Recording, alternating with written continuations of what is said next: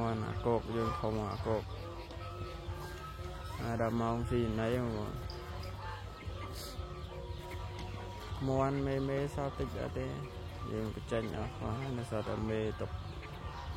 vui chứ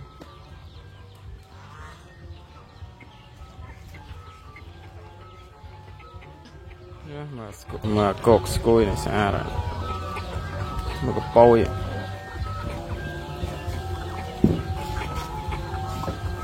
xa rồi mình xi dương ấy em sơi cho nó má này sao sạch vì xi lần đỏ lại